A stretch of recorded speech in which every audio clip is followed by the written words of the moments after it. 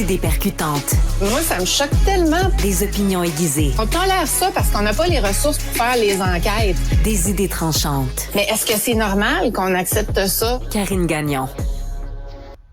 Alors, à l'Assemblée nationale, on le sait, il y a des mots qu'on a le droit de prononcer, des mots qu'on n'a pas le droit de prononcer, on excluant évidemment la personne qui parle. On parle des parlementaires ici. Et c'est de ça que tu veux nous parler, Karine Gagnon. Je rappelle que tu es chroniqueuse politique au Journal de Montréal, Journal de Québec, directrice adjointe de l'information au Journal de Québec. Je pense qu'on n'a pas le droit de se traiter de girouette, par exemple. Hein? Il y a des mots bizarres, des fois, qui sont interdits. Non, mais écoute, Sophie, je suis allée voir sur le site de l'Assemblée nationale, puis il y a carrément une liste des mots non parlementaires, puis il y a 15 pages de mots interdits. Mais tu sais, c'est qu'il y a des affaires ridicules, comme ils n'ont pas le droit de dire incriminer, indécent, induire en erreur, jaune, maquillé, mauvaise foi, mascotte, tordu, têtu. Tu sais, je pourrais t'en nommer de même, là, tu te dis à un moment donné, c'est parce que je pense qu'il faut qu'il puisse s'exprimer quand même. Ben oui. Tellement de mots interdits. Puis c'est Jean-François Lisée qui écrivait là-dessus dans Le Devoir en fin de semaine. Puis je trouvais ça intéressant de le souligner.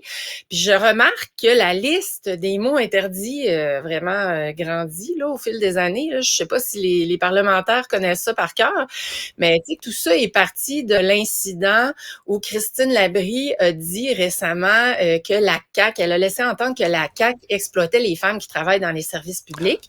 Et là, elle a dû s'excuser. Au début, elle voulait pas. Là, elle a eu un deuxième rappel à l'ordre. Et là, si elle l'avait pas fait, elle était carrément expulsée.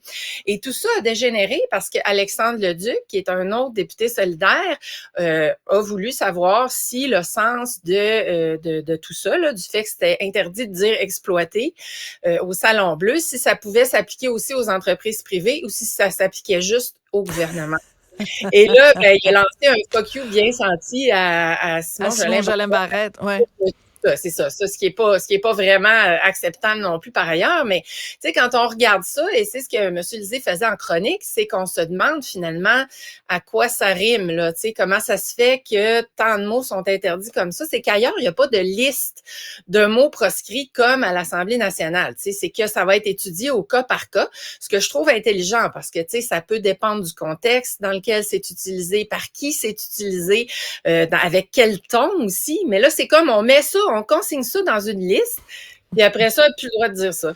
Mais c'est qu'il y a plein de mots qu'on peut utiliser dans un autre contexte où c'est tout à fait correct, mais là, ça devient interdit. Voilà. Mais moi, juste pour revenir sur celui qui a dit FU, je trouve que ça n'a absolument pas sa place à l'Assemblée nationale. Après, dire opprimer, puis dire girouette, puis tout ça, sais-tu quoi? Monsieur et madame tout le monde là, qui lit là-dessus puis qui voit ça passer, ils se disent, coudonc, ils n'ont pas des choses plus importantes à discuter à l'Assemblée nationale que décider que le mot girouette puis le mot opprimer les femmes, qu'il faut pas l'utiliser. Moi, tu sais, on a connu, Karine, des époques où à l'Assemblée nationale, des orateurs là, qui se pitchait des trucs puis tout ça, mais au moins il se passait quelque chose puis ça débloquait sur quelque chose. Moi je m'en fous à la rigueur de la façon dont ils le disent. Je veux juste que ça débloque, je veux juste pouvoir avoir un médecin de famille puis qu'il y ait des profs dans les classes. Pendant ce temps-là, ils sont en train vraiment de sodomiser des coléoptères. Chose qu'on n'a pas le droit de dire à l'Assemblée nationale.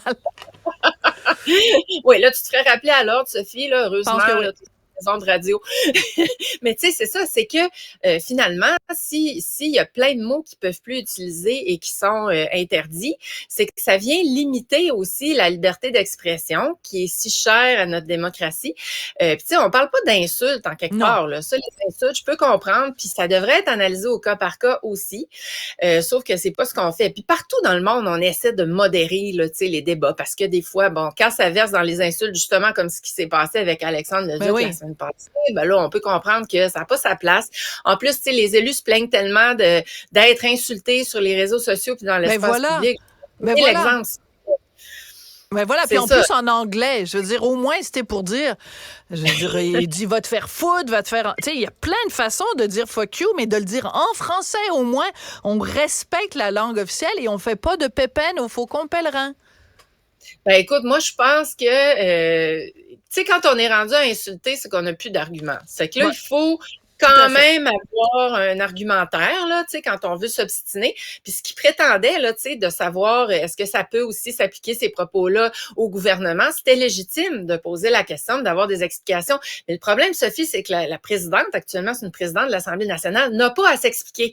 Si elle décide que ce sont des propos qui vont sur la liste, ben ça va sur la liste et fin de la conversation. Ça non plus, c'est pas normal, là. Je veux dire, à un moment donné, en démocratie, à un moment donné, ça prend des explications. Karine, merci beaucoup.